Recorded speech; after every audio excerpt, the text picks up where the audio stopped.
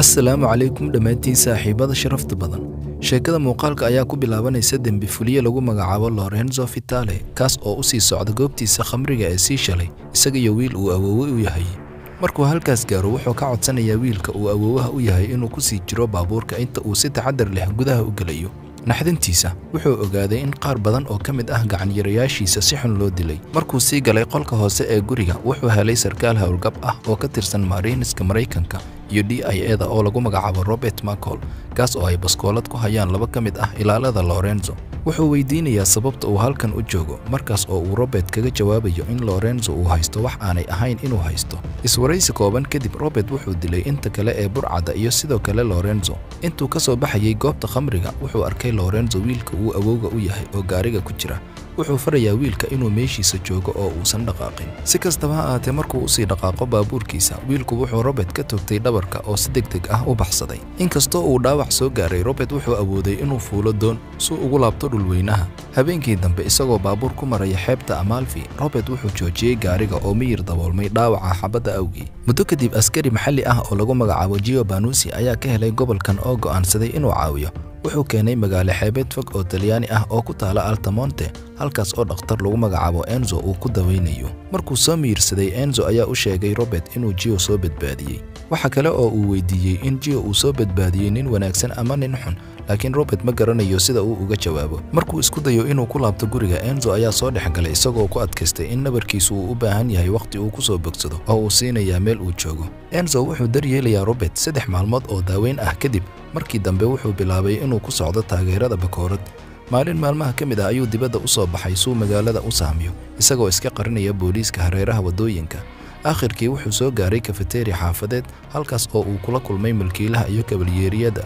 oo lagu magacaabo Aamina waxay siinaysaa kafeega ugu fiican inkastoo uu dalbaday shaah waxyar kadib Gio wuxuu imanayaa kafeteeriga booqashadiisa joogtada ah ee gabadhiisa Gabi oo la kulmay Robert halka Aamina ay maaweelinayso inantiisa Gio wuxuu ku wareejiyay furaha gaariga Robert wuxuuna u cadeeyay inuusan weli fiirin boorsooyinkiisa Gio waxa kale oo uu xusay inuu baabuurka Robert dhigay saldhigga gadaashiisa oo uu dib u soo ceshan karo markasta oo uu dareemo fiicnaan muuqaalka soo socda Robert wuxuu si qarsoodi ah u wacay kooxda hawlgalka maaliyadeed ee CIA-da oo uu la hadlay wakiil lagu magacaabo Anna Collins wuxuu u soo jeedinayaa wax ku saabsan warshada khamriga ee sii shalay iyo sida loogu xiray ka ganacsiga daroogada sharci darada ah oo loo ekaysiiyay macaamiil ganacsi caadi ah kadib gudbinta macluumaadkan wuxuu ka dhigayaa telefoonka mid aan shaqaynayn dhinaca kale Emma waxay xogta la socodsiinaysaa hawlwadeennada kale ee CIA-da Robert wuxuu ku qaadanayaa dhowrka maalmood ee soo socda inuu ku wareego magaalada oo aakhirkii wuxuu bartay dadka deegaanka isagoo arrintaa ku jira waxa kale oo uu wax ka baranayaa Camorra oo ah koox maafiya Talyaani ah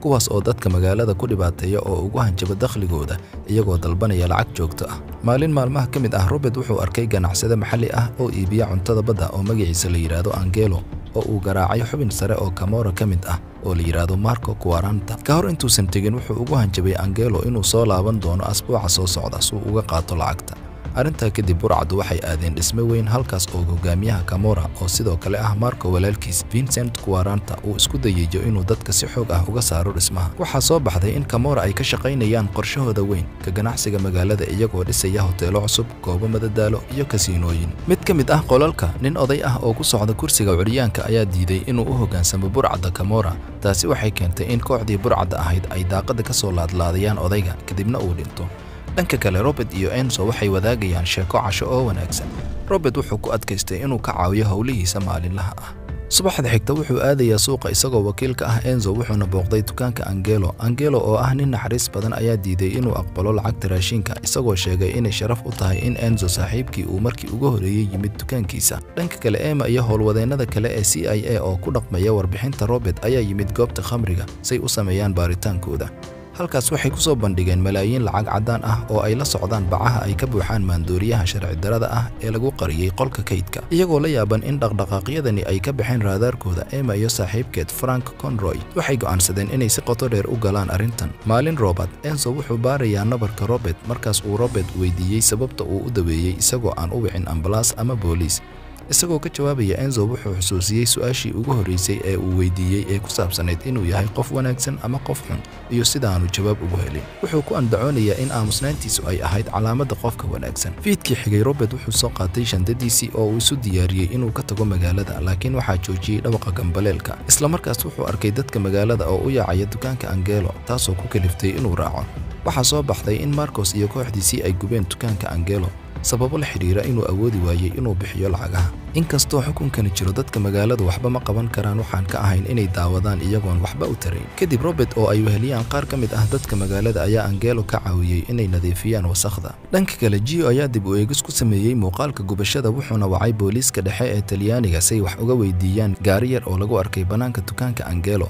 intuu arrintaas ku dhex jiro, Robert wuxuu u soo kabsanayaa si tartiib ah wuxuuna noqonayaa qayb ka mid ah bulshada deegaanka. Waxaana uu sii xoojinayaa saaxiibtinimadiisa Aamina. Waxa kale oo uu sii sahminayaa in badan oo ka mid ah cuntooyinka maxalliga ah ee Altamonte, isagoo ugu dambeyntii la qabsanaya magaalada.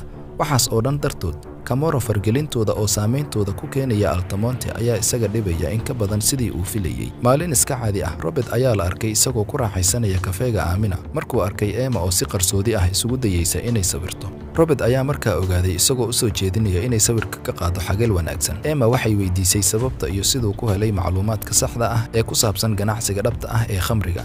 Si kastaba ha ahaatee, wuxuu ku adkaysanayaa inuu siiyo jawaabo aan caddayn, isagoo sidoo kale kula talinaya inay sii dhex gasho shaqadeeda u hadhay. Intay ka sii socoto ayay magaciisa ugu yeeraysaa, taasoo ka yaabisay. Maalintaas kadib, Gio wuxuu aadayaa inuu gabadhiisa ka soo qaado dugsiga. Inta lagu jiro waqtigan, waxaa laga soo wacay nambar aan la garanayn, isagoo ku wargeliyey in dugsiga Gabi uu ka yara horeeyay carruurta kale. Isagoo ka welwelsan, Gio wuxuu waraystay mid ka mid ah macallimiinta, kaas oo daaha ka qaaday in sarkaal uu qaaday Gabi wax yar uun ka hor. Isagoo argagaxsan ayuu gurigiisii u soo cararay, balse wuxuu arkay xaaskiisii iyo inantiisii oo ay gacanta ku hayaan burcadda Camorra. Marco ayaa markaas ku garaacay qoyskiisa hortiisa, isagoo ku ciqaabay inuu farageliyey howlahooda. Kooxdan burcadda ah ayaa ku hanjabtay inay nafta ka qaadi doonaan qoyskiisa haddii uu mar kale soo farageliyo. Fiidkii, Robert wuxuu arkay Gio oo ka tegaya xafiiska Enzo oo wejigiisu dhiig ku yaalo. Isagoo la yaaban ayuu wax ka weydiiyey arrinta. Enzo wuxuu sharaxayaa in dhacdooyinkan oo kale ay ku badan yihiin magaalooyin badan Camorra dartood. Sida uu tilmaamay Enzo, arrintu waxay la mid tahay kansarka oo aan daawo lahayn. Maalintii xigtay, Robert wuxuu aaday kaniisadda, halkaas oo uu kula kulmay Emma hal mar oo kale. Waxay xaqiijisay in Lorenzo Vitale uu ku jiray liiska aadka loo doonayo ee Interpol muddo 10 sano ah, iyo in hawshiisu ay aad u weyn tahay. Isagoo xiiseynaya sababta uu ugu doortay caaradda qarsoodiga ah, Emma ayaa su'aal ka keentay waxa uu damacsan yahay. Si kastaba ha ahaatee, mowduuca wuu weeciyey isagoo sheegaya inay tahay inay diiradda saarto sababta si shalay loogu bartilmaameedsaday howlahan kontrabanka ah, iyadoo ballanqaaday inay jawaab u heli doonto dhowaan. Emma waxay sheegtay inay rajaynayso inay ogaato jawaabta su'aalaheeda asalka ah kulankooda soo socda. Fiidkaas, Gio iyo qoyskiisa waxay ku cashaynayeen makhaayad markii Marco iyo asxaabtiisa ay joojiyeen waqtigooda quruxda badnaa. Marco wuxuu dalbanayaa in Gio uu ka caawiyo sidii ay ugu diyaarin lahaayeen doon ganacsigooda gaarka ah. Robert oo isla maqaayada jooga ayaa maqlay sheekadooda, wuxuuna ka codsaday inay isaga tagaan qoyska. Isagoo ka jawaabaya, Marco wuxuu ugu hanjabay inuu ka fogaado arrimaha aan isaga qusayn. Si degan, Robert wuxuu u muujinayaa jacaylka sii kordhaya ee uu u qabo magaalada iyo dadkeeda. Kadib wuxuu ku booriyey Marco inuu ganacsigiisa u qaado meel kale oo uu uga digay cawaaqibka haddii uusan u hoggaansamin. Markii uu Marco weli iska dhiga tiray digniinta, Robert ayaa garabka ka maroojiyey oo gacanta ka qabtay, isagoo ka qaylisiiyey. Dabadeed wuxuu Marco ku amray inuu bastooladiisa kaga tago miiska oo uu ka baxo makhaayadda isaga iyo raggiisa. Muddo kadib, Marco oo xanaaqsan ayaa qorsheynaya inuu dib ula laabto saaxiibadiisa oo uu dilo Robert. Laakiin ka hor intaysan horay u sii wadin qorshooda, Robert wuxuu baabuurka ku dhuftay laba ka mid ah burcadii oo bilaabay inuu la dagaalamo. Mar kale, Marco wuxuu ku qabtay mindi wuxuuna ku hanjabay inuu nafta ka qaadi doono. Si kastaba ha noqotee, Robert wuu ka argoosanayaa isagoo leexiyey gacanta Marco oo mindi ka saaray qoortiisa, ugu dambeyntiina wuu dilay. Subaxdii xigtay, Frank wuxuu la xiriiray Emma oo ka timid Roma suu ugu sheego qaraxii ugu dambeeyey ee saldhigga. Waxaa shaaca laga qaaday in lacagta caddaanka ah ee horey looga helay goobta khamriga ay sidoo kale xiriir la leedahay fal argagixisyo oo la mid ah. Tani waxay ka dhigaysaa Emma inay ogaato in Camorra ay si toos ah u maalgeliso argagixisnimada, iyadoo ku bixinaysa kharashka mukhaadaraadka ee sii shalay. Intaa waxaa dheer waxay qiyaasaysaa in Naples ay tahay marinka koowaad ee gaadiidka daroogada, waxayna ka shakisan tahay ku lug lahaanshaha koox kale oo Naples ah. Iyadoo go'aansatay inay furfurto dhammaan silsiladda, waxay ku bilaabaysaa baaritaankeeda iyadoo wareysatay xubnaha muhiimka ah ee Camorra. Taas awgeed waxay sidoo kale codsatay iskaashi iyo gelidda madaxda booliiska Naples. Kadib waxaanu aragnaa isla taliyaha booliiska oo ka qaybgelaya aaska Marco ee guriga Vincent. Inta lagu jiro waqtigan wuxuu ku wargeliyey Vincent ku lug lahaanshaha sarkaalada CIA Emma, taas oo baaraysa ganacsigooda sharci darrada ah. Vincent oo ka murugaysan geerida walaalkii ayaa hadalkaas ka carooday oo gacanta ka gooyay taliyaha. Kadib wuxuu ugu hanjabay taliyaha inuu xoogga saaro sidii uu u soo ogaan lahaa qofka ka dambeeyay dhimashada Marco. Arrintaas kadib Vincent wuxuu u dirayaa taliyaha booliiska isbitaalka isagoo gacantiisa la gooyay loogu riday baaldi baraf ah. Meel kale Emma waa la soo wacay iyadoo lagu wargelinayo xaaladda cakiran ee taliyaha booliiska. waxyar kadib waxa kale oo soo wacay Robert kaas oo u sheegay ku lug lahaanshaha Camorra ee kooxda daroogada oo si dhow ugu xiran weerarka saldhiggii hore. wicitaankii Robert wuxuu si bareer ah u badbaadiyey nafta Emma isagoo ka ilaalinaya inay ku dhacdo qarax uu Vincent u qorsheeyay gaarigeeda. wixii ka dambeeyay Emma isla markiiba waxaa loola cararay isbitaalka si ay gargaar caafimaad u hesho. halka waxay kula kulantay Frank oo ay uga warbixisay wax ku saabsan Camorra. markuu wax walba ogaado, Frank wuxuu xaqiijinayaa inuu qaban doono howlgalka haray.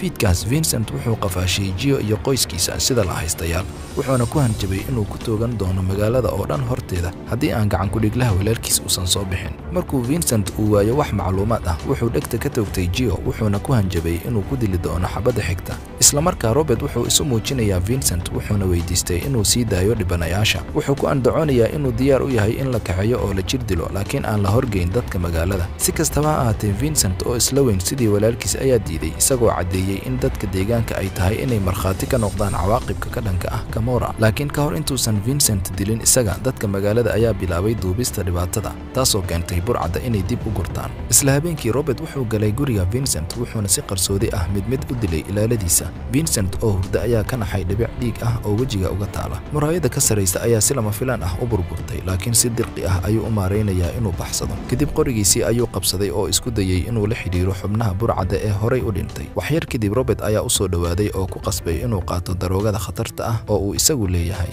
Vincent wuxuu isku dayay inuu ka cararo gurigiisa, laakiin Robert ayaa dabagalay. ugu dambeyntii gaangistarkii wuxuu ku dhacay wadada Naples ee xiran, wuxuuna ugu dambeyntii la dhintay daroogada xad-dhaafka ah. subaxdii xigtay Robert wuxuu booqasho ugu tegay Emma oo ku jirta isbitaalka, taas oo muujinaysa sida ay ugu faraxsan tahay badbaadinta nolosheeda. wuxuu dhulka ku ridayaa boorso lacag ah oo uu la wadaagayaa sheekada nin lagu magacaabo Greg Dyer, kaas oo ku waayay lacagta howlgabka weerar dhanka internetka ah. tani waxay ka dhigaysaa iyada inay ogaato in Robert uu raacay raadkii weerarka ay goobta khamriga uu dilay Lorenzo iyo shaqaalihiisa oo uu soo celiyay lacag badan oo cadaan ah oo uu lahaa Greg. cajiib, waxay weydiisay inay Robert iyo Dyer ay saaxiibo yihiin, taas oo uu u caddeeyay inay kulmeen hal mar oo keliya. muuqaalka soo socda, Emma waxay aadaysaa Boston si ay u gaarsiiso lacagta Greg iyo xaaskiisa. Greg wuxuu wax ka weydiinayaa aqoonsiga qofka u soo dhiibay lacagta, wuxuuna la yaaban yahay sababta uu qofku u aadayo masaafada noocaas ah. si kastaba ha ahaatee, Emma waxay ku jawaabtay inay jeclaan lahayd inay ogaato sababta sidoo kale. kadib markay baxdo, Greg wuxuu si farxad leh u weydiisanayaa xaaskiisa inay wax walba furfurto sababtoo ah maaha inay ka guuraan gurigooda maanta wixii ka dambeeya. maalin maalmaha ka mid ah, xarunta CIA-da ee Langley, Virginia, ayuu Frank Emma u dhiibay baakid ay ku jiraan xusuus qor iyo qoraal uu qoray Robert. si aad ah ayay ula yaabtay. waa xusuus qorka hooyadeed. markay ka fikirtay, waxay ogaatay in Robert uusan ahayn saaxiibka waalidkeed oo ka socda CIA. muuqaalka ugu dambeeya, dadka degan Altamonte ayaa lagu arkayaa iyagoo u dabaaldegaya guushii ay ka gaareen ciyaar kubadda cagta ah. Robert sidoo kale wuxuu ka qaybgalayaa dabaaldega isagoo ka mid ah dadka deegaanka. muuqaalkan ayuu ku egyahay. fadlan taawo subscribe iyo like haddaad jeceshahay muuqaaladan oo kale. kulanti dambe oo aad u xiiso badan. mahadsanid.